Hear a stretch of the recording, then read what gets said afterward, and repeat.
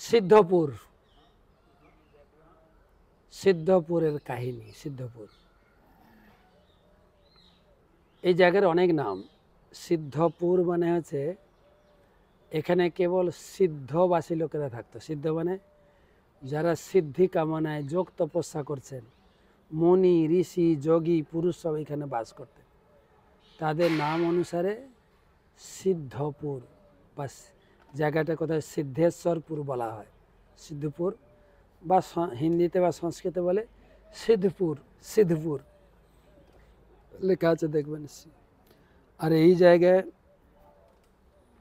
কপিল দেবের জন্মস্থান, এই জায়গায় সাংখ্য তত্ত্বের উদ্ভব স্থান, আর এটা হচ্ছে মাতৃগয়া, আর এটা হচ্ছে বিন্দু সরোবর, অনেক নামে প্রসিদ্ধ।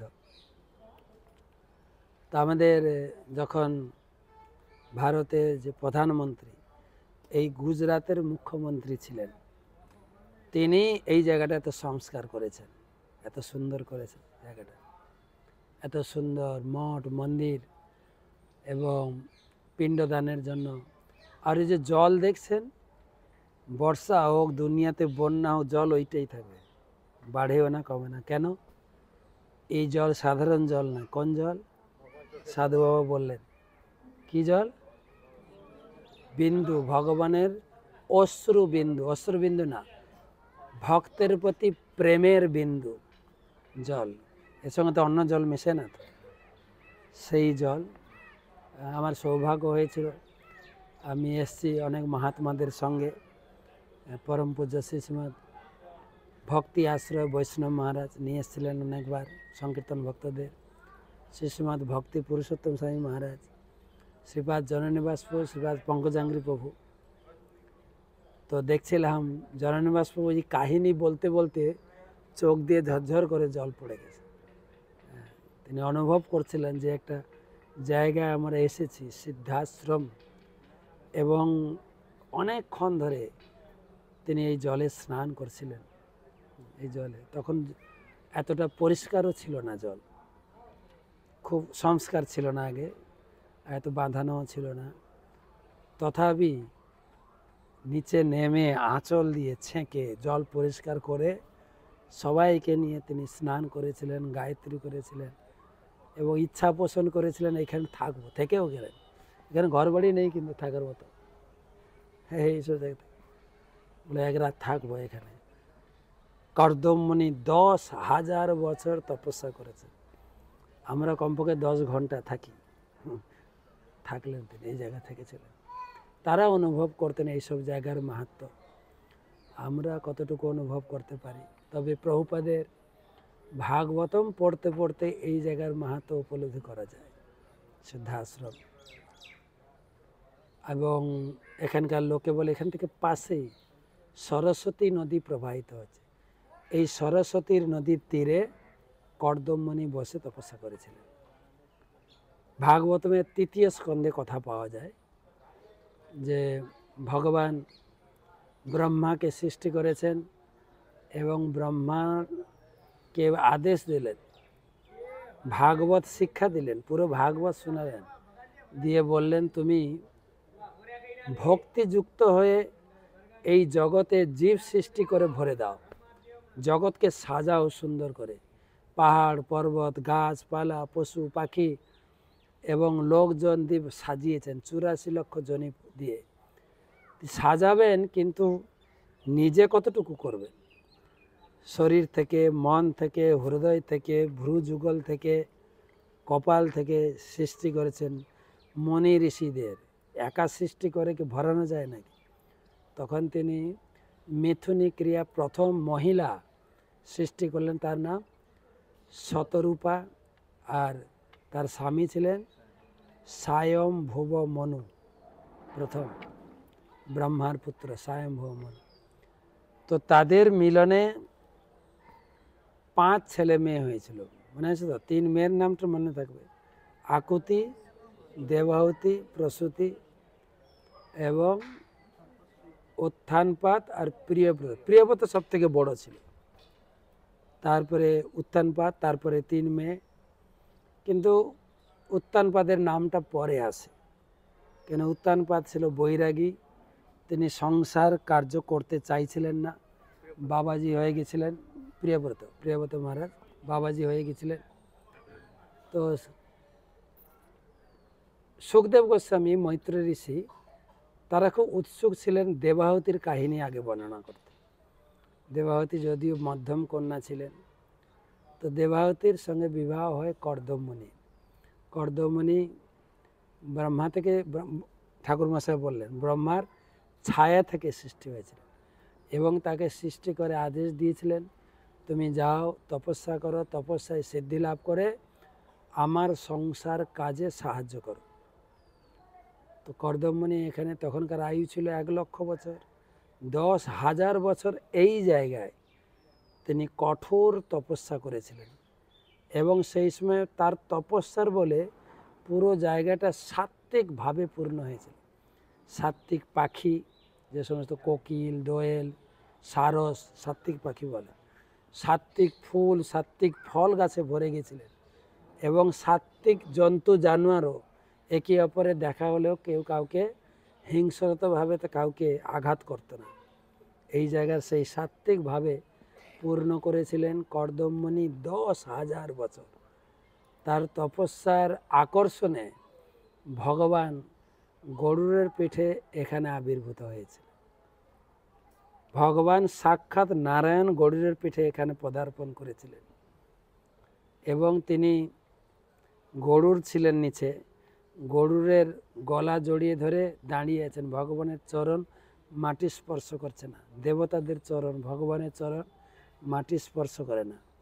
এই ভূমিতে তাদের চরণ স্পর্শ হয় যারা খুব পাপী। আমরা দেখবেন আমাদের গুরুবর্গেরও পা মাটিতে ঠেকে না, সবসময় আকাশে উড়ে বেড়াচ্ছে, তাই না?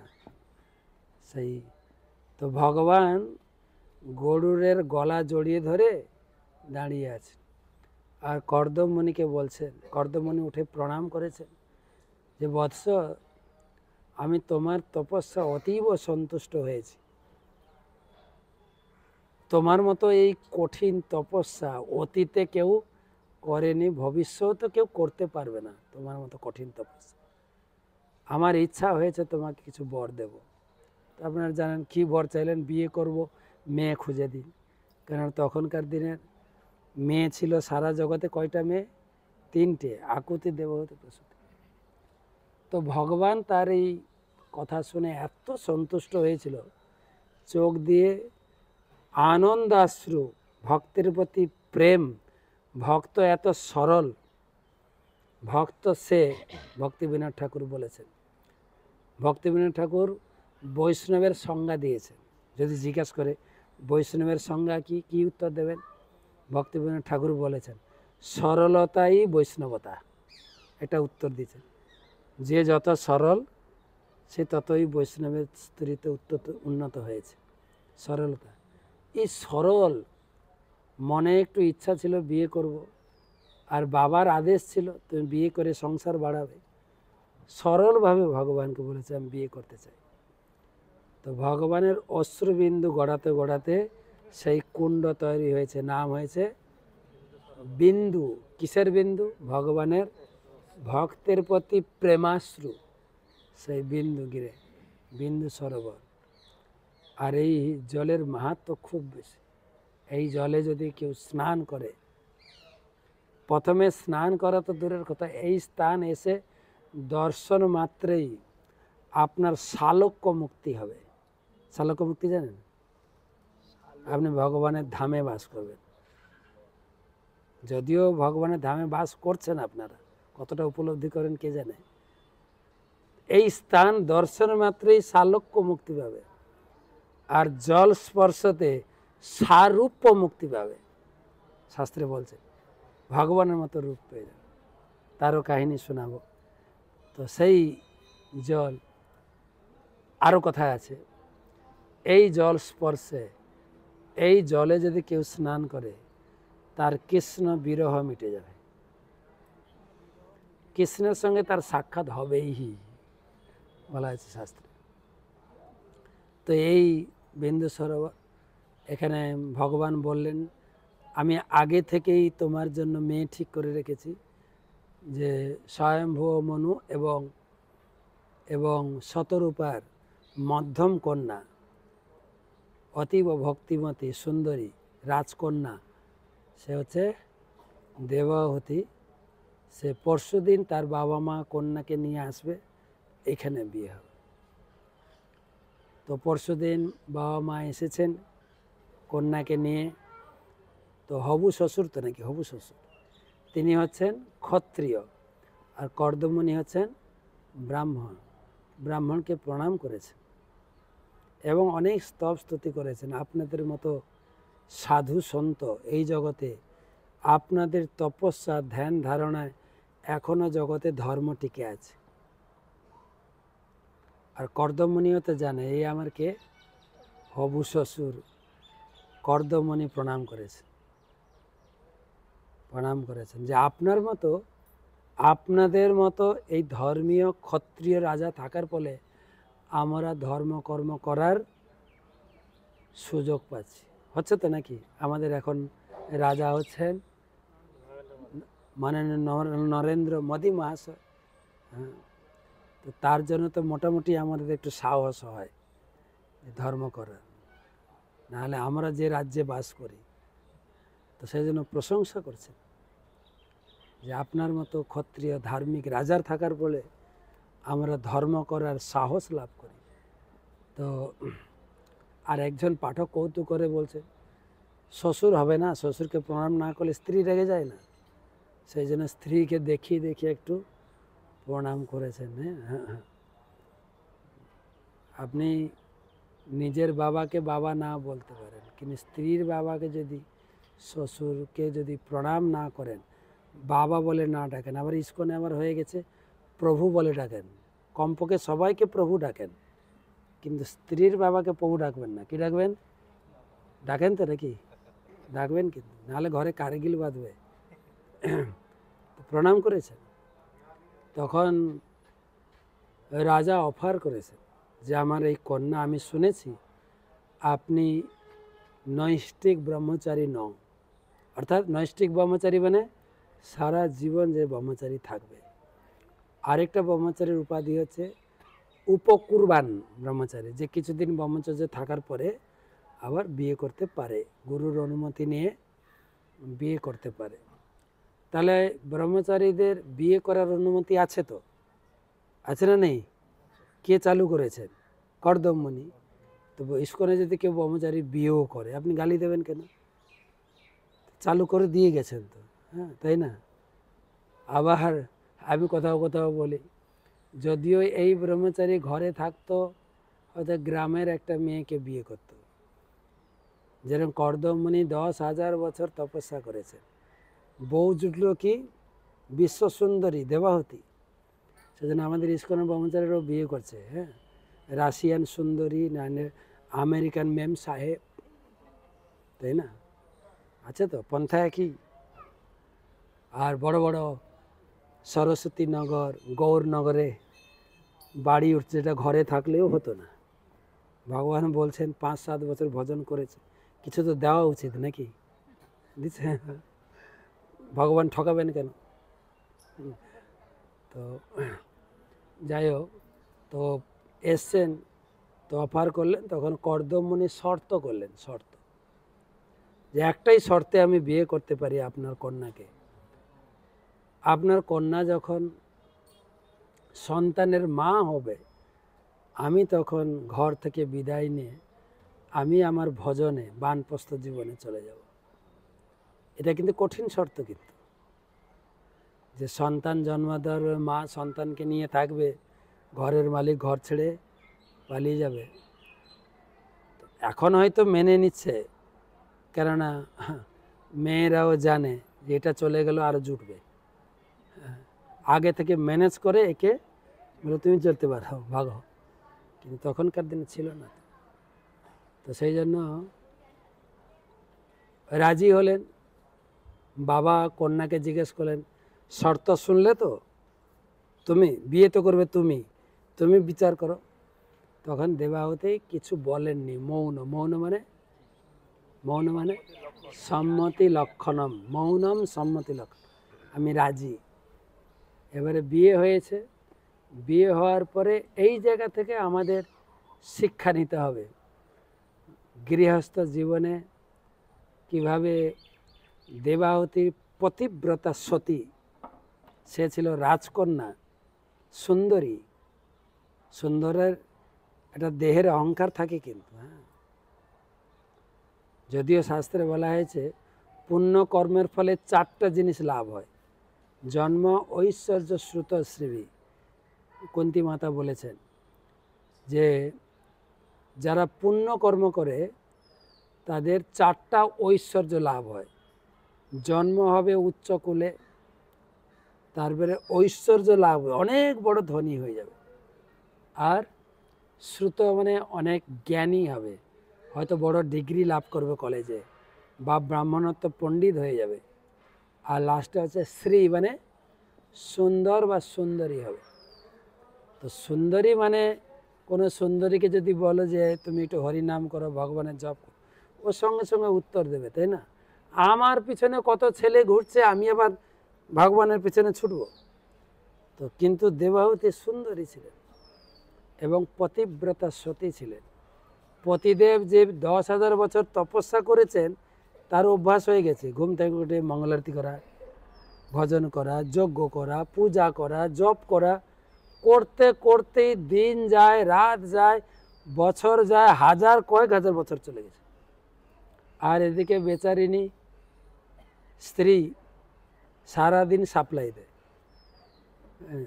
আমার পতিদেব ঠাকুরের ভজন করছেন, জল দরকার, কাঠ দরকার, ফল দরকার, ফুল দরকার, কুশ গাছ দরকার, সাপ্লাই দিতে দিতে তা শরীরের যত্ন নিতে পারেননি, চুলে জটাজুটো হয়ে গেছে, আর সেই সুন্দরী শরীর নিভিয়ে গেছে, তাই না? লোশন টোশন না মাখলে কেমন হবে বলে, একদম ময়লা টয়লা হয়ে শরীর পাতলা হয়ে গেছে, একদম কাপড় চোপড় ময়লা হয়ে গেছে। কয়েক হাজার বছর পরে মনে পড়েছে, তোমাকে বিয়ে করেছি না? ওহো আচ্ছা, বলো কি চাও তুমি? বলে আমার বাবার সঙ্গে যেটা শর্ত ছিল ওটাই দাও, মানে আমি মা হতে চাই, আমাকে মাতৃত্ব দান করো। ভাই ঠিক আছে, রেডি হও। বলছে রেডি হও মানে এই আমার এই শরীরে বাচ্চা আসবে না, তুমি তো সাত্ত্বিক, দিন রাত ভজন টজন নিয়ে থাকো, আর আমার শরীরটা হয়ে গেছে খিনখিনে পাতলা, এই শরীরে সন্তান আসবে কি করে? সাত্ত্বিকভাবে তো কাম ভাব আসতে গেলে কীভাবে হবে? রজ কামাত ভবম বৃদ্ধি, সন্তান আসতে গেলে কাম ভাব আসতে হবে, আর কাম ভাব আসবে কোত্থেকে? রজগুণ থেকে। তাই রজগুণ মানে তুমি আমাকে এমন তরতাজা শরীর বানিয়ে দাও, আমার প্রতি তোমার আকর্ষণ হবে, চোখ ফেরাতে পারবে না। তখন কি করে? সাজতে গুজতে কোথায় যায়? বিউটি পার্লারে যায় না? চলো বিউটি পার্লারে। কিন্তু সকালে বলছিলাম ক্লাসে যে বেচারি টাকা পয়সা কোথায় যে বিউটি পার্লার বউকে পাঠাবে? টাকা পয়সা নেই, সম্পদ নেই, ঘর বাড়ি নেই, কি আছে? যৌগিক পাওয়ার, যোগশক্তি। বলছেন দেবহূতি এই বিন্দু সরোবর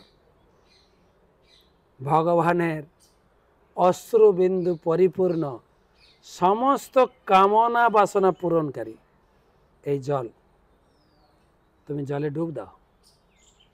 পুরো সব অস্ত্রে দেবহূতি ডুব দিয়েছেন, আর কর্দমমণি যৌগিক শক্তি দ্বারা 1000 সখী বানিয়েছেন। সখী এসছেন দেবাহুতির সেবা করার জন্য, কে তার জটা খুলছেন, কেউ কি বলে তেল দিয়ে মালিশ করছেন, তেল না এখন তেল চলে না, কি বলে লোশন দিয়ে, hand lotion, body lotion, face lotion, leg lotion, আলাদা আলাদা লোশন দিয়ে মালিশ করছেন।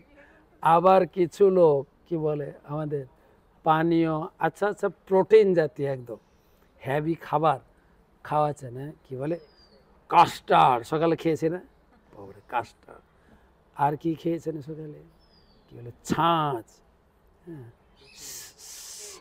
Shake shake shake, mango shake, chikoo shake, kaju shake খাইয়ে দাইয়ে এবারে জল থেকে যখন বেরিয়েছে, আগে যেরকম বিয়ের সময় যেরকম যুবতী সুন্দরী ছিল সেরকম তরতাজা হয় এই জল।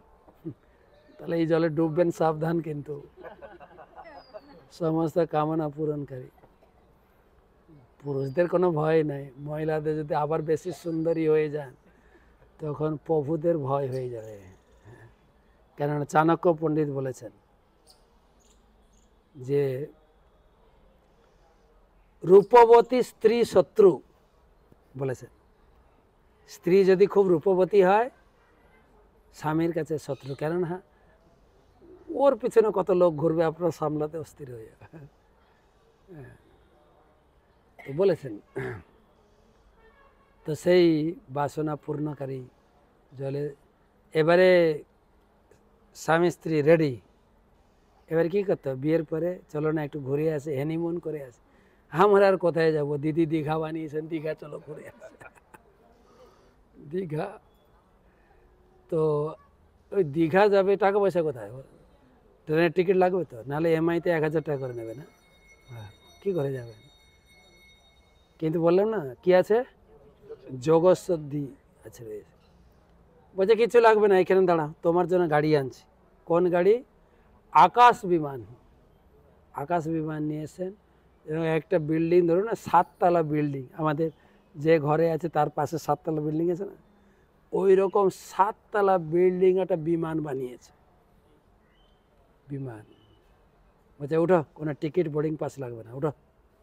উঠেছেন, তার ভিতরে বিনোদনের সমস্ত রকম ব্যবস্থা রয়েছে, গোবিন্দ রেস্টুরেন্ট থেকে, সুইমিং পুল থেকে, সুপার মার্কেট থেকে।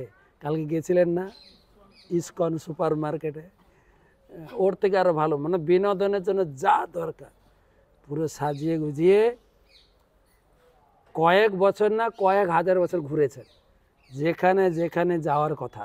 ঠিক আছে, স্বর্গের নন্দন কাননও গেছে, ঘুরে টুরে এখানে এসছেন। বিমান নামিয়ে একবার তাদের মিলন হয়েছে, 9 বার বীর্য আধান করেছেন, 9 কন্যা। এবারে শর্ত ছিল সন্তান হয়ে গেলে আমি চলে যাব। তখন দেবাহুতি দুঃখ প্রকাশ করলেন, হে প্রভু, আপনার মতো মহাত্মাকে লাভ করে আমি জীবনে কেবল ইন্দ্র তৃপ্তি করেছি, কয়েক হাজার বছর ঘুরে ঘুরে কাটিয়েছি, আপনার কাছ থেকে আমি কোনো অধ্যাত্ম বিদ্যা লাভ করলাম না, আর এখন আমাকে নিরাশ্রয় রেখে চলে যাচ্ছে। আপনি চলে যাচ্ছেন বলে, এটা তো শর্ত ছিল, তোমার বাবার সঙ্গে আমার শর্ত ছিল, তা সত্য। কিন্তু মহিলাদের 3 আশ্রয়, বিয়ের আগে পিতামাতা, বিয়ের পরে স্বামী, তারপরে ছেলে। আমাকে ছেলে দিন, ছেলে না হলে আমি কার আশ্রয়ে থাকবো? মেয়েরা তো বিয়ে হয়ে শ্বশুর বাড়িতে চলে যাবে, আমার কি হবে? তখন কর্দমমণির মনে পড়লো যে ভগবান বলেছেন আমি তোমাদের পুত্র রূপে আসব। তখন কর্দমমণি বললেন, তুমি দুঃখ করো না, যে দুটো জিনিস তুমি অভাব বোধ করছো, আমার কাছ থেকে আধ্যাত্ম বিদ্যা, আধ্যাত্ম শক্তি লাভ করার তোমার ইচ্ছা, আর তোমার পুত্র সন্তান প্রাপ্তির ইচ্ছা, দুটোই পূর্ণ হবে। ভগবান নিজে বলেছেন আমাদের পুত্র হয়ে জন্মগ্রহণ করবেন, তুমি বেশি করে তপস্যা করো, ভজন বাড়িয়ে দাও, 16 বেলা জপ না 32 বেলা জপ করো ভালো করে, ভগবান তোমার গর্ভে, সেই সারা ব্রহ্মাণ্ডের স্রষ্টা তোমার গর্ভে আসবেন। তো আর সেই ভগবানই তোমাকে আধ্যাত্ম বিদ্যা, যোগ শিক্ষা দেবেন এইখানে। তারপরে কপিল দেবের জন্ম এখানে। তাহলে ভগবান নারায়ণ এসেছিলেন সাধু ঋষিদের এখানে ভজনস্থলী, তারপর কর্দমমণির ভজনস্থলী, কপিল দেবের জন্মস্থান, কপিল জন্মভূমি, সেখানে এখানে লেখা আছে দেখবেন কপিল জন্মভূমি, আপনি যাবেন দেখবেন। তো এই জায়গায় তারপরে কর্দমমণি তিনি গৃহত্যাগ করে চলে গেলেন এবং মায়ের সম্পূর্ণ দায় দায়িত্ব এখন কপিল দেব গ্রহণ করলেন। আর মা একদিন স্নান করে তিনি তিনি কপিল দেবের চরণে তিনি উচ্চ আসনে বসে আছেন, যেরকম প্রভুপাদ আমাদের ভাগবতমের তৃতীয় স্কন্ধের দ্বিতীয় ভাগে ছবি দিয়েছেন। কপিল দেব বসে আছেন উচ্চ আসনে, আর মা দেবাহুতি তিনি হাত জোড় করে প্রার্থনা করছেন ভক্তি যোগ বা সাংখ্য যোগ শিক্ষা দান করার জন্য। তবে সে সাংখ্য যোগ তার মায়ের জন্য দরকার ছিল কি, যে মায়ের গর্ভে ভগবান জন্মগ্রহণ করেছেন, সেই শিক্ষা কাদের জন্য? হ্যাঁ, না, যে ভাগবতম পড়বে তার জন্য। সেই জন্য বলতে হবে আমার জন্য। কেউ যদি ভাগবতম পড়বে, যদি মনে করে এই শিক্ষা কাকে দেওয়া হয়েছে, আমাকে, তাহলে পড়া কমপ্লিট হবে। কপিল দেব প্রথম বললেন, 4-5টা শ্লোক বলবো, কিন্তু ব্যাখ্যা আছে আপনার 25 অধ্যায় থেকে 33 অধ্যায়। মূলত প্রথমে 4-5টা শ্লোকের সূত্র বলেছেন। প্রসঙ্গম অজরং পাশম কবয় আত্মন বিদু, তারপরে স এব সাধু সুকৃত মোক্ষদারম অপাবৃতম। হে মাতা, এই যে সংসার, পরিবার, ছেলে মেয়ে, স্বামী স্ত্রী, আত্মীয় স্বজন, ঘর বাড়ি, ব্যাংক ব্যালেন্স, বিষয় সম্পত্তি, এর প্রতি যে আসক্তি, এটা কিন্তু বন্ধনের মেয়াদ বাড়ায়। যত আসক্তি হবে তত মেয়াদ বাড়বে। যার যত বড় বিল্ডিং, তার বোঝাটা তত বড় বেশি, ঠিক আছে, মেয়াদ বাড়বে, মেয়াদ।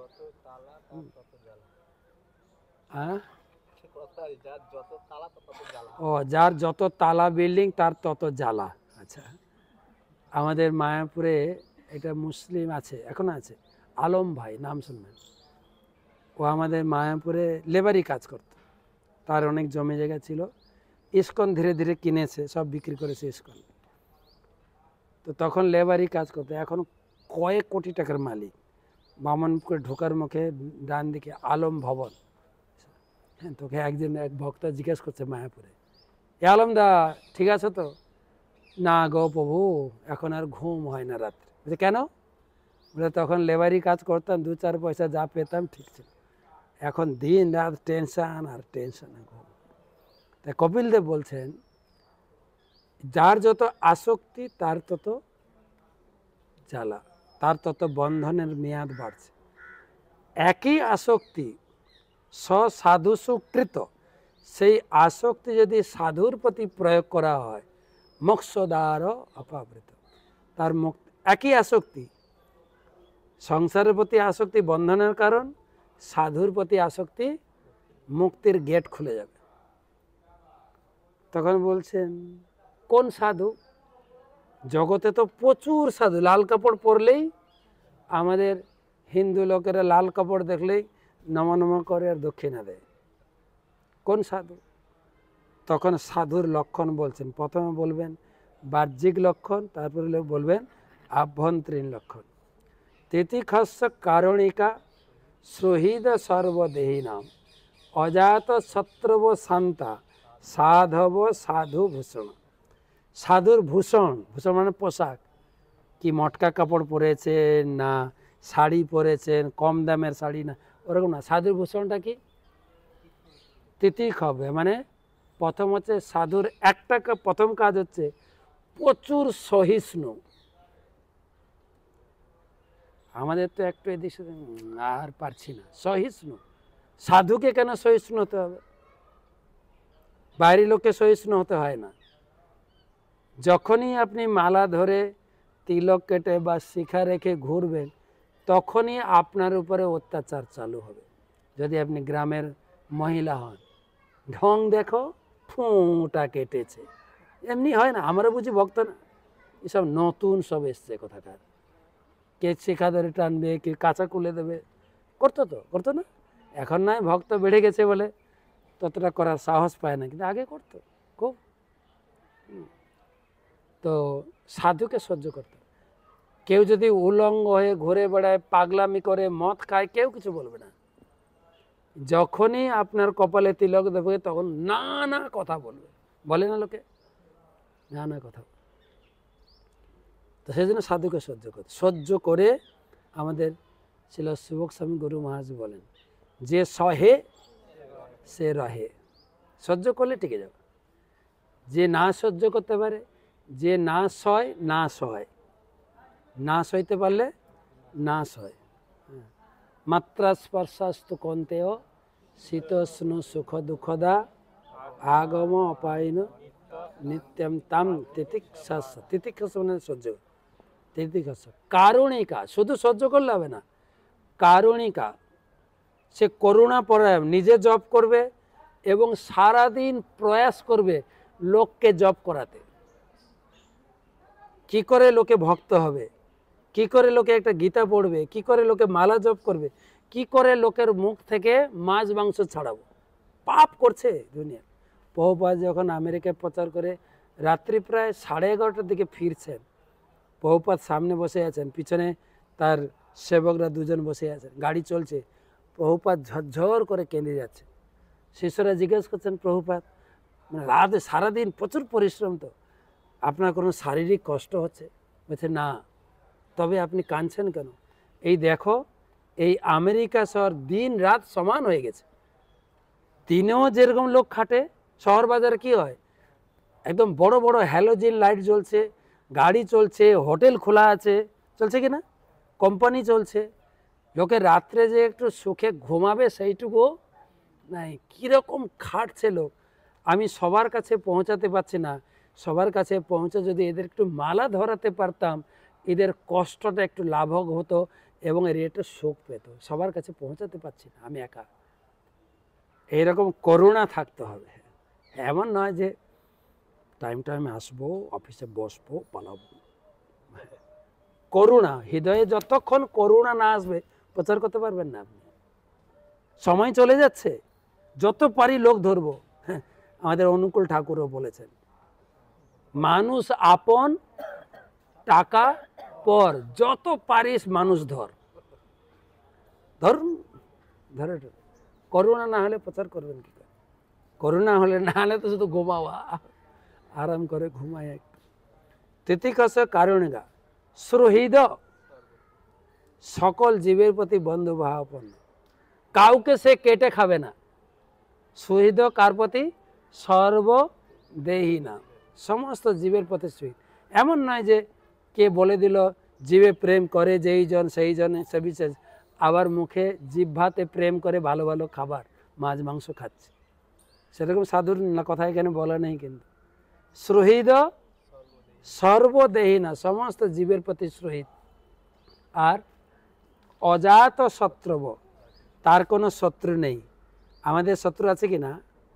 আমি একটু বেশি প্রচার করলে আমার পিছনে কতদিন করে দেখি, নতুন নতুন আসছে তো শত্রু লেগে যায় পিছনে। বলছে এত আটকাতেও পারছে না, করতে দাও, কদিন করে, আমরা তো এতদিন ধরে আছি, দেখি না করে। তো অজাত, কিন্তু সাধু তিনি যার কোনো শত্রু নেই। তারপর বলবেন তো আমি শত্রুতা করছি, কিন্তু ওর শত্রু তো, তাই নাকি? এরকম লোক পাওয়া যায় কারো শত্রু নেই। যুধিষ্ঠির মহারাজ, যুধিষ্ঠির মহারাজকে বলা হয় অজাত শত্রু। যুধিষ্ঠির মহারাজের কোনো শত্রু ছিল না। আপনি বলে দুর্যোধন শত্রু ছিল, দুর্যোধনের বিরুদ্ধে লড়াই করেছিল না? লড়াই করেননি। কিন্তু লড়াই করবেন না বলে কৃষ্ণকে পাঠিয়েছিলেন শান্তির প্রস্তাব নিয়ে, কিন্তু আসলে কৃষ্ণ নিজে চাইছিলেন যুদ্ধটা হোক। কেন? তিনি অধর্মকে সাফ করে ধর্মকে প্রতিষ্ঠা করতে চেয়েছিলেন। প্রভুপাদ ভগবদ্গীতার প্রথম শ্লোকে এটা উদাহরণ দিয়েছেন, ধান খেতে আগাছা, সব আগাছা রূপী অধার্মিককে তুলে দিয়ে কেবল ধর্মকে রোপণ করবেন, ভগবান চেয়েছিলেন। তাই যুধিষ্ঠির মহারাজ যুদ্ধ করেছিলেন। কিন্তু আপনারা দেখবেন যখন যুধিষ্ঠির মহারাজ এটা রাজসূয় যজ্ঞ করেছিলেন, রাজসূয় যজ্ঞ এইরকম আমাদের মায়াপুরের একটা ব্রাহ্মণকে দেখে 50 গ্রাম ঘির যজ্ঞ না, এটা রাজসূয় যজ্ঞ, বিশাল খরচা। 4 ভাইকে পাঠিয়েছিলেন পৃথিবীর 4 দিক থেকে ডোনেশন কালেকশন করার জন্য। আর সেই সমস্ত অর্থ সম্পদ, কয়েক হাজার কোটির মুদ্রা, ক্যাশিয়ার কে ছিলেন? ক্যাশিয়ার কে? দুর্যোধন আপনি দেবেন তো আপনার ব্যাংকের এটিএম কার্ডের পিন নাম্বার বলে দেবেন তো নাকি শত্রুকে বোকালো হলে বলে দেবেন কিন্তু একটা দাদু টাকা তুলতে গেছে এটিএমে হ্যাঁ তো তার পিছনে একটা কি বলা যায় ডাকাত দাঁড়িয়েছিল দিয়ে যেই দাদু টাকা তুলে বেরিয়ে আসছেন তখন দাদুকে এমনি বলছে দাদু তোমার পিন নাম্বার আমি জেনে ফেলেছি বলছে বলো তো আমার পিন নাম্বারটা কি বলছে এই নাম্বার বলছে দাদ আমার পিন নাম্বার হচ্ছে এইটা বোকা হলে বলে দেবেন তো সেরকম দুর্যোধন ছিলেন পুরো ক্যাশ ভান্ডারের কেছে কেন দিয়েছিলেন তিনি যদি শত্রু ভাবতেন দিতেন অন্য কেউ বলতে পারে আরে তোমার শত্রু দুর্যোধন কি তিনি কি মনে করেছিলেন ও আমার ভাই যদি কিছু টাকা পয়সা গায়েব করবে কে গায়েব করবে ভাই নেবে যজাত শত্রু শান্তা সবসময় শান্ত সাধব ভূষণ সাধুর হচ্ছে এটা শরীরের ভূষণ এটা গেল বাইরের ভিতরেরটা বলেন মই অনন্যেন ভাবেন ভক্তিম কুর্বন্তি যে দৃঢ়াম যে দৃঢ় ভক্তি যে গুরুদেব যেরকম আমাদের শিখিয়েছেন সকাল থেকে উঠে স্নান করা মঙ্গল আরতি করা জপ করা সেবা করা পূজা পাঠ যা যা রয়েছে ভাগবত পাঠ সে যে কোনো পরিস্থিতি থাকুক করতে হবে আজকে সকালে আমি লিখছিলাম অনেককে মঙ্গল আরতি দেখিনি অনেক লোক আসেন আবার মঙ্গল আরতি বা যা এলো লাইট নেবানো দেখে বেশিরভাগ লোক পালিয়ে গেছে ঘরে লাইট নেই তো মহারাজ দেখতে পাচ্ছে না তো ওরকম না তো আমি যেখানে থাকি যে পরিস্থিতি থাকি আপনারা জানবেন সাধু শিরোমণি প্রভু বলে একজন আছে মায়াপুরে কানাইর বাবা মনে হয় কানাইনি মায়ের হ্যাঁ চলে গেছে হ্যাঁ তো উনি ছিলেন একবার শুভক স্বামী গুরু মহারাজ উনি আগে ওই জব করতে সমাধি পরিক্রমা করতেন জব করতে করতে যাচ্ছেন লাঠি ঠুকে ঠুকে সাধু শিরোমণি প্রভু এসছেন মহারাজ একটা ডাব খান ডাব মহারাজ ডাব ডাব দাঁড়িয়ে আজকে মঙ্গলারতি করেছিস চুপ হয়ে গেছে তুই মঙ্গলারতি করছিস বলছে না যবে মঙ্গলারতি করবি তবে ডাব খাবো যা হাঁটা এখান থেকে বলে ততদিন থেকে মঙ্গলারতি মিস করতেন না এই হচ্ছে দৃঢ়ব্রত আর আমরা তো কেউ দেখলে একটু করি না দেখলো না আমাদের ভক্তি পুরুষোত্তম মহারাজকে একজন ব্রহ্মচারী জিজ্ঞাসা করছেন মহারাজ আমাদের জিজ্ঞেস করছে তোমরা ইয়াং বয়সে এত খাটছো বুড়ো বয়সে তোমাদের কে দেখবে গুরু ভক্তি পুরুষোত্তম মহারাজ বলে তুমি দেখবে বলছে মানে মহারাজ আরে তুমি কি করছো না করছো কে জানে তুমি জানো তা তুমি দেখবে পুরো তো ফ্রেম দেওয়া আছে না ফ্রেম তো দেওয়া আছে কি করতে হবে এবার তুমি যদি গাফিলতা করো তুমি ফাঁকি পাবে আচ্ছা ঠিক ঠিক করো তোমাকে ভগবান বলেছেন if you care me I will care you তুমি যদি আমার যত্ন নাও মঙ্গলারতি আসছো জব করছো ভাগবত করছো ঠিক ঠিক মতো সেবা করছো ঘর পরিবার ভালো করে সৎভাবে চালাচ্ছ আমি তোমাকে দেখো কেন দেখো না তো দৃঢ়াম যে দৃঢ় ভক্তি মই অনন্যেন অনন্যেন মানে কেবল আমার পূজা করবে অন্য কাউ না মই অনন্যেন ভাবেন ভাবের ভক্তি দিয়ে ভক্তি কুর্বন্তি যে দৃঢ়াম দৃঢ়াম মানে গীতায় আবার ভগবান বলেছেন সততম কীর্তয়ন্ত মাম যতন্তশ্চ দৃঢ়ব্রতা 9:14 সবসময় ভগবানের নাম কীর্তন করবে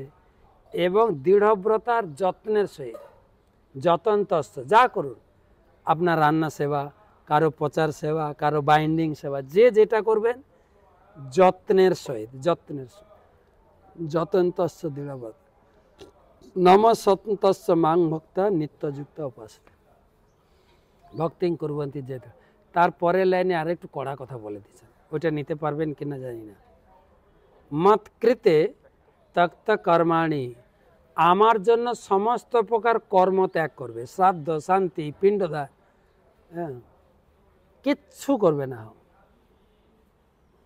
কয়েকদিন আগে একজন ব্রহ্মচারী কান্না করছেন, কি হলো? মা মারা গেছে। তো মা মারা গেছে, তুমি কাঁদছো কেন? তুমি কাঁদছো কেন? না আমাকে একটু বাড়ি যেতে হবে, মাকে। তুমি গিয়ে মাকে বাঁচাবে নাকি? আপনি এরকম বলে দিলেন, এত নিষ্ঠুর। শাস্ত্রে বলেছে নিষ্ঠুর হতে। মত কৃতে সত্যক্ত কর্মাণি তক্ত স্বজন বান্ধবা। ভক্তি করতে গেলে তোমাকে আগে আত্মীয় স্বজন পরিবার ত্যাগ করতে হবে। প্রভুপাদের জীবনে দেখো ঘর থেকে বের করেছেন, তবে না এত বড় হয়েছে, তাই তো নাকি? ধাক্কা ধুক্কে দিয়ে প্রভুপাদকে ঘর থেকে বের করেছেন কিনা? ত্যক্ত স্বজন বান্ধব। এক সময় আছে ঠিক আছে পরিবার নিয়ে আছে, একটা সময় আছে পরিবার ছেলের হাতে ছেড়ে ওরা কি করছে না করছে না দেখে ভজন করো শুধু। ত্যক্ত স্বজন বান্ধব, এটা হাই ডোজ দিয়েছেন। হ্যাঁ, আত্মীয় স্বজন ঘর পরিবার সব আমার জন্যই ত্যাগ করবে। আচ্ছা, ত্যাগ করতে গেলে দুঃখ লাগবে না? দুঃখ হবে কি না? সকালে উদাহরণ দিয়েছিলাম, একটা আমার কয়েকদিন আগে একটা ভক্তের বাড়ির ছেলে পড়তে যাচ্ছে চেন্নাইতে, মা ঝরঝর করে কেঁদেই যাচ্ছে। ওর বাড়ি গেলাম, এখানে ট্যুরে আসার আগে ওর বাড়ি গেছিলাম সামলাতে। কাঁদছো কেন, কি হয়েছে? ছেলেটা তো আমার নাগাল থেকে বাইরে চলে যাচ্ছে। আমরা এইটুকু সামলাতে পারছে না, আবার ছেলেকে গিয়ে পৌঁছে দিয়ে রেখে কাঁদতে কাঁদতে বাড়ি ফিরেছে। এত আসক্তি হলে হবে না। আমাদের আসক্তি বৃদ্ধি করতে চোখের জল আসবে ভগবানের বিরহে। ভগবানের বিরহে আমাদের জল আসে না। গৌরকিশোর দাস বাবাজির নাম শুনেন? গৌরকিশোর দাস বাবাজি নাম শুনেছেন না? তিনি বসে জব করছেন, একজন ইয়াং ছেলে হাঁটতে হাঁটতে যাচ্ছে, দিয়ে ইয়াং ছেলেটা বলছে, বাবাজি মহারাজ প্রণাম প্রণাম। বাবাজি মহারাজ বলছে, তুমি কোথায় গেছিলে? বলছে, ওই পাড়াতে একটা বৈষ্ণব সেবা হচ্ছিল, দারুণ সেবা হল। কী খেলে? দারুণ প্রসাদ পেয়েছে। কী খেয়েছ? অন্ন ডাল সবজি, তার ভেতরে একটা আকর্ষণীয় ছিল কাস্টার নাকি সজনে ডাঁটার চচ্চড়ি। তখন বলছে, একটু বসো, একটু বসো বসো বসো বসো। যে তোমার বাড়িতে যদি সব থেকে প্রিয়জন হারিয়ে যায়, তাহলে তুমি মাকে ভালোবাসতে, মা মারা গেছে, বা তোমার সন্তান কেউ চলে গেছে, তোমার দুঃখ না? তার বিরহে তুমি একদম কাতরাচ্ছ। আচ্ছা, সেই সময় যদি সজনেটা দেওয়া হয়, তুমি চিবাতে পারবে তো? হ্যাঁ কি না? চিবাতে পারবে? হ্যাঁ কি না? হ্যাঁ, মুখে ভাত জুটে না, তাই না? টেস্ট লাগে না। আমাদের জীবন ধন কৃষ্ণ, কৃষ্ণ হারিয়ে গেছে, কৃষ্ণকে খোঁজার জন্য দিন রাত কান্না করছি, তুমি তার ভেতরে সজনের একটা টেস্ট পেলে কি করে? আমরা কিন্তু ওইসবের মধ্যে নেই, তাই না? আমরা মধ্যে ভালো প্রসাদ বিরিয়ানি এটা ওটা হলে, হ্যাঁ, ধোকলাটাও ভালো হয়েছিল কিন্তু। তো অনেক উচ্চাঙ্গের কথা। তো কিভাবে আত্মীয় স্বজন ত্যাগ করতে পারবো? পরের শ্লোক, মদাশ্রয়া কথা মিষ্টা শৃণ্বন্তি কথয়ন্তি চ তপন্তি বিবিধতা বা নৈতৎ মদ্গত চেতস। আমাদের জয় বয়সবু আছে শ্লোকের। তা বলছেন, মদাশ্রয়া, ভক্ত যখন আমার আশ্রয়ে থেকে নিয়মিত কথা শুনে, ভাগবতের কথা, কথা শুনতে তার এত মিষ্টি লাগে, এইরকম আত্মীয় স্বজনের শোকের দুঃখ তার গায়ে লাগে না। মদাশ্রয়া কথা মিষ্টা, কথা যখন মিষ্টি লাগবে, এখন তো কথা মিষ্টি খুব একটা লাগে না, কথা মিষ্টি লাগবে যখন। আর কি? শৃণ্বন্তি কথয়ন্তি মানে, কথয়ন্তি মানে যা শুনেছে সারাদিন বকবক করতে থাকে। এই যে আমি বকবক করতে থাকি, সামলায় আমাদের ট্যুর গাইড এসে, মহারাজ অনেক সময় হয়ে গেছে। কথা বলে আনন্দ পাবে আর শ্রবণ করে, শ্রবণ করে আনন্দ পেলে কথা বলে আনন্দ পাবে। শ্রবণ করুন। আমি জানি না কালকে আপনারা, কালকে ছিল আমাদের বিকালে JSSS, শুনেছেন কিনা? দারুণ ক্লাস দিয়েছে। একজন বিদেশি ছিল, রাশিয়ান, ও লিখে নিয়ে এসেছিল, খুব সুন্দর। আর যিনি অনুবাদ করছিলেন আরও ভালো লাগছিল, সুজিতেন্দ্রপুর থেকে, আরও মানে খুব মিষ্টি মিষ্টি অনুবাদ করছেন, দারুণ। অল্প ক্লাস দিয়েছেন, বেশি ক্লাস দেন, প্রায় 6টায় শেষ করে দিয়েছেন। তো দারুণ লাগছিল, আরেকটু শুনি আরেকটু শুনি। তো শুনতে যদি আপনার ভালো লাগে, আপনার বলতেও, আর যদি বলতে চান শুনতে হবে। কিছু বলতে গেলে, কিছু খরচা করতে গেলে জমা করতে হবে। তো আমাদের কমলাবতী প্রভু আছে মায়াপুরে, 92 সাল থেকে ঢুকেছে, আমি 91, আমার 1 বছর পরে এসে। ততদিন থেকে যত শুনেছ ডায়েরি, 3টা আলমারি ডায়েরি ভর্তি আছে, ঠিক আছে। দেখবেন উনার ক্লাসে শুধু কোট করে, অমুক মহারাজ অমুক জায়গায় এই কথা বলে, প্রতি কথাতে বলে দেখবেন। তো এখনও ক্লাসে বসলে ডায়েরিটা নিয়ে নোট করে, যে কথাটা ভালো লাগবে নোট করবে। প্রচুর সংগ্রহ আছে, প্রচুর সংগ্রহ। তো সে কথন কি বলে, শৃণন্তি কথয়ন্তি চ, তাকে এই আত্মীয় স্বজন ছাড়ার যে শোক, তাকে তপন্তি বিবিধতা, তাকে আঘাত করবে না। অতএব মা তয়েতে সাধব সাধ্যি সর্বসঙ্গ বিবর্জিতা। হে মা, প্রত্যেক ভক্তদের জন্য তোমাকে উদ্দেশ্য করে বলছি, খুঁজে খুঁজে দেখো কার সঙ্গ করবে, কে সুন্দরভাবে এই ভাগবতমের কথাকে মিষ্টি করে শোনাতে পারে। সঙ্গস্তে অত তে পার্থা সঙ্গ দোষ হরাইতে। এই সঙ্গের প্রভাবে মানুষ পতন হয়, সঙ্গের প্রভাবে মানুষ উন্নতি লাভ করে। সঙ্গ তোমাকে খুঁজে খুঁজে, সাধন ভজনের মেন হচ্ছে সঙ্গ খুঁজে খুঁজে খুঁজে খুঁজে। আমরা যদি সেই রকম লোকের সঙ্গ করি, সেই রকম লোকের কাছে আমরা দিক নির্দেশনা, গাইডেন্স পাই, তাহলে ভক্তিতে আছে না, লুটুবালি খেলেছেন না, সিঁড়ির গড়ায় পড়লে ধম করে উপরে উঠে যাবে, সাধু সঙ্গ। আবার সাপের মুখে পড়লে ব্যাস। কপিল দেব বলছেন মাকে সঙ্গ। তাই লাস্ট শ্লোক 3, 25, 25, এটা 20, 21, 22, 23, 24, 25, 6টা শ্লোক। এই 6টা শ্লোকে সার কথা বলে দিয়েছেন। এরপরে 14টা অধ্যায়ে বর্ণনা করবেন, না 14টা না, 25 থেকে 33, মানে 9টা অধ্যায়। 9টা অধ্যায়ে এর বিস্তার আলোচনা করবেন। লাস্ট শ্লোক, শতাং প্রসঙ্গাত মম বীর্য সংবিদ ভবন্তি হিত কারণ রসায়না কথা তদ্যোশনাথ আশু অপবর্গ বর্তমনি শ্রদ্ধারতির ভক্তি অনুক্রমিষ্যতি। 3, 25, 25 শ্লোক। ভগবান বললেন যে তাই সাধুর কাছে যাবে। সাধুর কাছে গিয়ে কি করবে? বলে সাধু সঙ্গ করো। সাধু সঙ্গ করো মানে সাধুকে জড়িয়ে ধরে ঘুমাও নাকি? সাধু জগতে চলছে, জগতে এরকম খারাপ আচরণ, দূষিত আচরণ লোক করছে। কিন্তু একজন গড়িয়া মঠের মহারাজ আমাকে বলছেন, বলছে আমি রাস্তায় চলছে, একজন মাতাজি এসে আমাকে প্রণাম করলো। আমি মাতাজিকে বললাম, মাতাজি নাম জপ করুন, মালা নিয়ে না। বলছে আমার দীক্ষা হয়ে গেছে। দীক্ষা হয়ে গেছে দেখে তো মনে হচ্ছে না। বলে হ্যাঁ দীক্ষা হয়েছে, সাধু সঙ্গ হয়নি।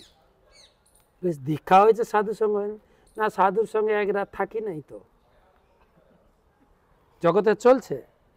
এই ভক্তিবিনোদ ঠাকুর এসে এই বৈষ্ণব ধর্মটাকে ক্লিন করলেন। তো আগে কি হতো, ঘর থেকে বেরিয়ে যাচ্ছে নিজের স্ত্রীকে ছেড়ে, আর রাস্তায় 2-4 জন বিধবা সেবাদাসী আছে না? তাই ভক্তিবিনোদ ঠাকুর গান গেয়েছেন না, গান গেয়েছেন, ঘরে থেকে বাউল হও রে ভাই, কেন করবি দুষ্টু আচরণ। দুষ্ট আচরণ সব, পরের বালা লয়ে পালের গোদা হয়ে রয়। কি গালাগালি করেছেন ভক্তিবিনোদ ঠাকুর সেই সময়। সেই জন্য সাধু সঙ্গটা কি কপিল দেব বলে, সাধুর মা জিজ্ঞেস করেন সাধুর কাছে যাব, তারপরে বসে ভাগবতের কথা সাধুর মুখ দিয়ে শুনবে। ভাগবতে মম বীর্য সংবিদ, আমার বীর্যবতী কথা, আপনি বলবেন যে আমি তো ভাগবত কিনেছি 8,500 টাকা দিয়ে, আবার মায়াপুরে গিয়ে বসে শুনতে হবে, এরকম জানলে তো ভাগবত কিনতুম না। আমি তো ভাবলাম কিনে পড়লেই হবে, সাধুর কাছে যেতে হবে কেন? আপনাদের একটা বড় বিজনেস। তো গরু মাছ উত্তর দিচ্ছেন, বলছে রে বাজারে বন্দুক পাওয়া যায়, বন্দুক, বন্দুকের গুলি, রাইফেলও পাওয়া যায়, ঠিক আছে, বুলেটগুলো নাড়বে, কোন বুলেটটা ভালো, হাতে নাড়লেও তোমার ভয় লাগবে না, কিন্তু ওই বুলেটটা বন্দুকে সেট করে যদি দেখানো হয়, ভয় পাবে কিনা?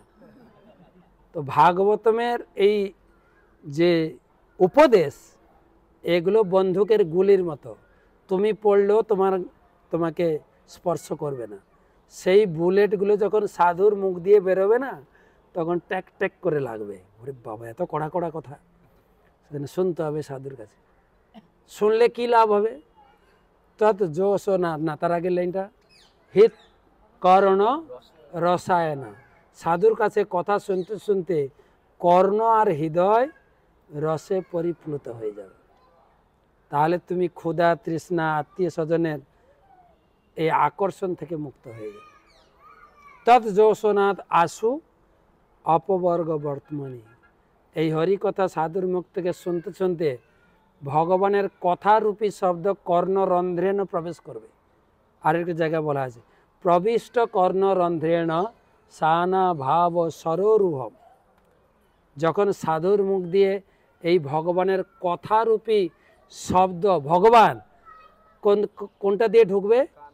কর্ণরন্ধ্রেণ, কানের ফুটো দিয়ে ঢুকবে ভগবান, ঢুকে ভাব ও সরোরুহম, হৃদয়ের ভাব স্বরূপে তিনি শয়ন করবেন।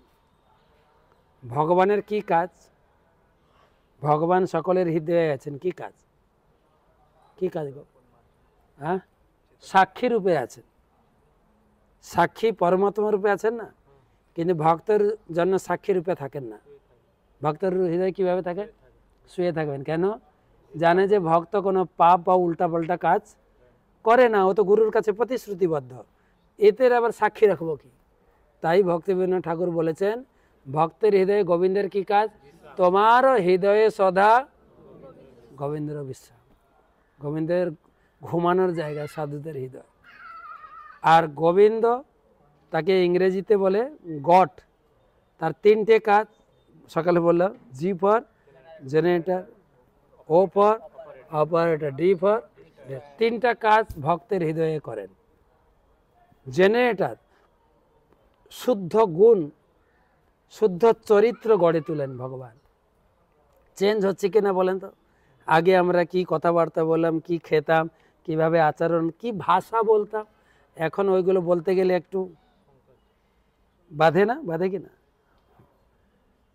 এখন সেই মাছ মাংস হয়তো অনেকে খেয়েছি, কি যখন বাজার করতে যাই, সবজি বাজার, পাশে যদি মাছের দোকান থাকে, নাকটাকে জোর করে টিপে রাখতে হয়।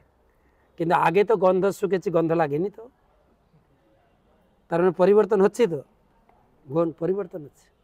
আমাদের সুভগ স্বামী মহারাজকে আমরা বলতাম, গুরু মহারাজ এতদিন দীক্ষা হয়েছে, জব করছি, কিন্তু কিছু হলো না যে? না রে, হচ্ছে হচ্ছে হচ্ছে, না হলে আছিস কি করে? বলছে আকাশ দিকে তাকিয়ে দেখ, অনন্ত আকাশ, তুই যদি বিমানে করে 10 কিলোমিটার উঠে যাস উপরে, উপরের দিকে তাকাবি, মনে করবি কিছু দূর এগিয়েছিস? মনে হবে কি? কত দূর এগিয়েছে কি করে বুঝবো? যদি নিচে তাকাই, আরে নিচ থেকে অনেকটা এসছে। তুই তোর দেখ, তোর গ্রামে তোর বন্ধু বান্ধবরা এখনো ওইগুলো খায়, মহারাজ বলবেন এখনো এগুলো খায়, হ্যাঁ, কিন্তু তোর ওই সমস্ত গন্ধ শুকলে খারাপ লাগে না? বুঝে, হ্যাঁ গুরু মহারাজ, তাহলে হচ্ছে। তো যখন সাধুর মুখ থেকে সেই ভাগবত কথা কানে প্রবেশ করবে, হৃদয়ের আবর্জনা ধুয়ে যাবে।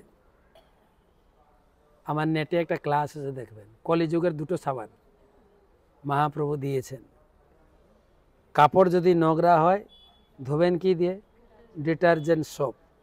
শরীর নোংরা হয়েছে, ধোবেন বডি সোপ। তবে এখানে বডি সোপ লাগাবেন না, শ্যাম্পুও লাগাবেন না, কিন্তু নিষেধ আছে। আর যদি দাঁত ধোবেন কি দিয়ে? টুথপেস্ট। আবার কোন পেস্ট ইউজ করেন বলে দিচ্ছি, ক্লোজ আপ। হ্যাঁ, অনেক সময় পেটে গ্যাস ট্যাস হলে মুখে দুর্গন্ধ বেরোয়, আর লোক সব দূরে সরে যায়, এমনকি স্ত্রীও কাছে আসে না, দুর্গন্ধ। ক্লোজ আপ ব্যবহার করলে সবাই আবার ক্লোজ চলে আসবে, ক্লোজ আপ। তো টুথপেস্ট, ঠিক আছে। বাসন মাজবেন কি দিয়ে? ভীম বার। তো হৃদয়ের ময়লা ধোবেন কি দিয়ে? দুটো সাবান। একটা হচ্ছে ভাগবত কথা, শৃণথা স কথা কৃষ্ণ পুণ্য শ্রবণ কীর্তন হৃদয়ন্তস্ত অভদ্রাণী বিধুনতি। বিধুনতি ধুয়ে যাবে, শ্রোহিত শতম ধুয়ে যাবে। সেই ভাগবত কথারূপী ভগবান যখন হৃদয়ে প্রবেশ করবে, হৃদয় ধুইতে থাকবে, ধুতে থাকবে। আরেকটা সাবান, আরেকটা সাবান হরিনাম চেত দর্পণ মার্জনম ভব মহাদাবাগ্নে নির্বাপনম শ্রেয় কৈরব চন্দ্রিকা বিতরণম বিদ্যা বধূ জীবনম। আর তারানি বৃন্দাবন ছেড়ে কোথাও যান না। বেরোচ্ছেন কেন? কৃষ্ণের সঙ্গে মিলিত হবে, তাই একদম পুষ্প বিমান, ফুল দিয়ে সাজানো, রাধারানীর সিংহাসন ও ফুল দিয়ে সাজানো, 100 কোটি গোপী বহন করে নিয়ে এসছেন এখানে। আর এদিকে কৃষ্ণ তো জানেন কে আসছে, কৃষ্ণ ওখানে হুলিয়া দিয়েছে, আচ্ছা আমাদের কাছাকাছি একটা বিন্দু সরোবর সিদ্ধাশ্রম আছে, চলো তো সবাই স্নান করব। তো পুরো 16,108 পুরো গ্রুপকে নিয়ে আসছেন। কেন? তো কৃষ্ণ বুঝাতে পারতেন না রাধারানী কেমন। মহিষেরা জিজ্ঞাসা করতেন, এই রাধে রাধে রাধে, সবসময় বলো রাধারানী কি এমন? হ্যাঁ, বলে তোমাদের থেকে আরো সুন্দরী, আমার মতো, আমার থেকে মোটেই হতে পারে না। তো দেখাতে হবে তো ওদেরকে। তো নিয়ে আসছেন। যেই আসছেন, দ্বারকাবাসী আসার আগে এরা আগে ঢুকে গেছে। পুরো বিন্দু সরোবর এরিয়া ঘিরে নিয়েছে, 100 কোটি গোপী, অনেক মডেল মগ্ধ গর্গ সংহিতাতে ঘিরে নিয়েছে। এবারে কৃষ্ণের টিম এসছে, আমরা যাবো, বলছে না যাওয়া যাবে না। যাওয়া যাবে না মানে? যাওয়া যাবে না তো যাওয়া যাবে না, আবার কিসের? মহিষেরা জিজ্ঞেস করছে এরা কে?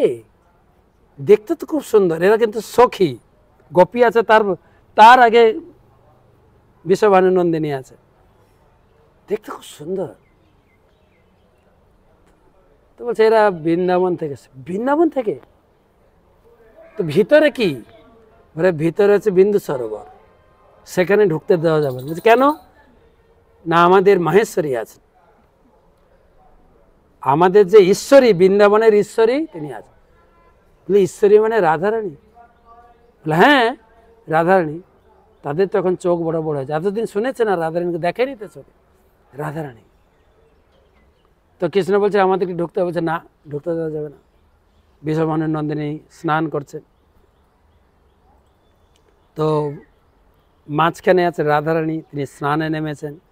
তার শরীর দেখতে কেমন? তপ্ত কাঞ্চন গৌরাঙ্গী রাধে বৃন্দাবনেশ্বরী বৃষভানুসুতে দেবী প্রণমামি হরি প্রিয়ে। সে এসছেন হরির সঙ্গে মিলিত হওয়ার জন্য। তার দেহের জ্যোতিতে এখানকার যত লাইট টাইট ছিল সব ফ্যাকাশ হয়ে গেছে, একদম চকমক করছে।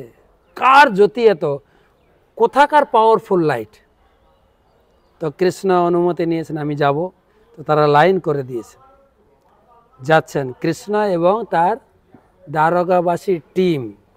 তারা দেখতে দেখতে যাচ্ছে, এক একটা গ্রুপ আরো সুন্দর, আরো সুন্দর, আরো সুন্দর দেখতে। সুন্দর না সুন্দরী বলবেন, আবার জেন্ডার বলতে হবে তো, সুন্দরী। যেই রাধারানী জলে ডুব দিয়েছেন, ডুব দিয়ে উঠতেই সামনে কৃষ্ণ। জল পাওয়ারফুল জল, তো আপনি হয়তো কতটা বিশ্বাস করবেন কে জানে। আমি তো অনেক কথা 1.5 ঘন্টা লেকচার দিয়ে দিলাম। এই জলে ডুবলে আপনার সৌন্দর্য ফিরে পাবেন, আপনি সালোক্য মুক্তি, সারূপ্য মুক্তি, কৃষ্ণ দর্শন পাবেন।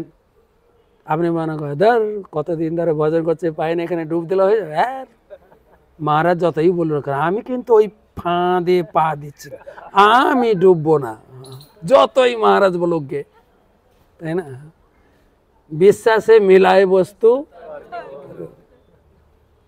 কারো বিশ্বাস হতে পারে, কিন্তু রাধারানীর পূর্ণ বিশ্বাস ছিল। চন্দ্রাননা বলেছে এই জলে স্নান করলে কৃষ্ণ বিরহ দূর হবে। কৃষ্ণ এসে ডুব দিয়ে উঠতেই কৃষ্ণ, কৃষ্ণ সেই জায়গায় সেই কৃষ্ণের মিলন হয়েছিল। অনেক বড় লম্বা কথা আছে। তারপরে গোপীরা, বৃন্দাবনের গোপীরা, দ্বারকার মহিষীরা, কত লোক ছিল, 16,108 এদের টিম, ওদের টিম 100 কোটি গোপী। কত বড় এরিয়া দরকার, যেখানে আমরা বসে আছি। তো এই জায়গায় তারা ক্যাম্প করেছিলেন রাত্রে। তো এটা তো দ্বারকার এলাকা না, তো বৃন্দাবন থেকে এসছে মানে আমাদের অতিথি। কৃষ্ণ জিজ্ঞাসা করছেন মহিষীদের, তো ওদেরকে কিছু খেতে দিয়েছ? না, বলে রাধারানীকে কিছু দাও। রাধারানী কি খায়? দুধ। গোয়ালিনী না, গোপের ঘরের মেয়ে গোয়ালিনী কি খায়? দুধ। তো দুধ এনেছেন, গরম দুধ দিয়েছে। তো রাধারানী পান করে, রুক্মিণীকে দিয়ে এসছেন, পান করেছেন। আর রুক্মিণী রাত্রে প্রভুর প্রভু এতটা হেঁটে হেঁটে এসছেন না, পদ সেবা করছেন। পায়ে দেখে বড় ফুসকা। প্রভু এ কি, আপনার পা কখন চলে গেল? বলছে আচ্ছা তুমি কি রাধারানীকে কিছু খেতে দিয়েছো? বলছে হ্যাঁ দিয়েছি। কি খেতে দিয়েছো? দুধ। বলে ওই দুধ প্রচুর গরম ছিল, কিন্তু তুমি দিয়েছো তোমার সম্মানবশত, ও গরম সত্ত্বেও পান করে তার জিভ পুড়ে গেছে। তার জিভেতে আমি বাস করি, তার জিভ পুড়েনি, আমার পা পুড়ে গেছে। এই লীলা এখানে দেখিয়েছিলেন বাবা, যে রাধারানীর হৃদয় মন সারা শরীরে আমার অঙ্গ জুড়ে আছে। সে দুধ পান করেছে, তার জিহ্বা পুড়েনি, পুড়েছে বা সেই। তারপরে মহিষীরা, দ্বারকার মহিষীরা, তারা চেয়েছিলেন যে কৃষ্ণের কাছে প্রার্থনা করলেন, তোমার সেই টিম এসে গেছে। আমরা শুনেছি বৃন্দাবনের সব থেকে আকর্ষণীয় লীলা কোনটা? জয় জয় উজ্জ্বল রস সর্বরস সার পরকিয়া ভাবে যাহা ব্রজেতে পর। কি ছিল? রাসলীলা, পরকিয়ার রস, রাসলীলা। সেই রাসলীলা আমরা দেখতে চাই। বসে রাসলীলা দেখতে গেলে তো পারমিশন নিতে হবে, ব্রজেশ্বরীর পারমিশন নিতে হবে। তোমরা গিয়ে পা ধরে বলো, যদি উনি পারমিশন দেয়। আমি তো ওনার আঁচলেই বেঁধে আছি, উনি আমাকে যেরকম নাড়বেন, তাই তো নাকি? বিয়ের সময় আঁচলে বেঁধে রাখে না স্ত্রীরা স্বামীকে, তা আমি কী করবো? উনি যদি পারমিশন দেয় তো তারা ব্রজেশ্বরীর কাছে এসে পায়ে পড়লেন। আমরা রাসলীলা দর্শন করি। তো এইখানে রাসলীলাও হয়েছিল।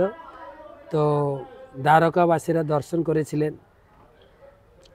তখন দ্বারকাবাসী কৃষ্ণ উদ্বুদ্ধ করলেন, জিজ্ঞেস করো তো যে সে বৃন্দাবনের রাসলীলা, এখানে রাসলীলা কেমন লাগলো? তখন রাধারানী বলছেন, আমি এখানে রাসলীলাতে আনন্দ পাইনি।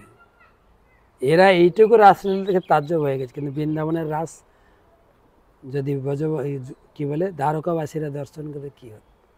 তো সেই এখানে রাসলীলা হয়েছিল। এটা অত্যন্ত পবিত্র স্থান। যাদের হৃদয় শুদ্ধ তারা উপলব্ধি করতে পারে ভগবান এখানে আছেন, দর্শন করতে পারেন। কপিল দেবের জন্মস্থান সিদ্ধাশ্রম। ভগবানের ভক্তের প্রতি প্রেমাশ্রুতেই জল তৈরি হয়েছে এই স্থান। তো অনেক ভক্ত তীর্থ করে দ্বারকা যায়। এই জায়গা খুব কম লোক আসে, অনেক লোক জানেও না। তা আমি যতবার আসি নিয়ে আসি এখানে। এখানে খুব ভালো লাগে জায়গাটা, যেহেতু ভাগবতমের সঙ্গে এই লিঙ্ক রয়েছে। আপনিও লোককে বলতে পারবেন সেই বিন্দু সরোবর আমাদের ভূমিতে, আমাদের ভারতেই রয়েছে, আমি নিজের চোখে দেখেছি। এবং সেই বিন্দু সরোবরে আমি স্নান যদি করে থাকেন বলবেন স্নান করেছি, না বলবেন আচমন করেছি, দর্শন করেছি সেই বিন্দু সরোবর। তো আমরা যাই, কপিল দেবের জন্মস্থান দর্শন করব। তারপরে কপিলেশ্বর মহাদেব, মেন এখানকার স্থান হচ্ছে বিন্দু সরোবরে স্নান করেন। তীরে বসে, যারা স্নান করবেন না তীরে বসে জলের কাছাকাছি বসে একমালা জপ করেন। হ্যাঁ, জল কম বলে তো স্নান করার সুবিধা তো, হ্যাঁ ভয় নেই। গিয়ে স্নান করলে, নাহলে আচমন করে, নাহলে বসে যারা স্নান করছে তাদের সময় পর্যন্ত আপনি জপ করেন, দিয়ে আমরা ফেরত যাব এখান থেকে। সিদ্ধাশ্রম কি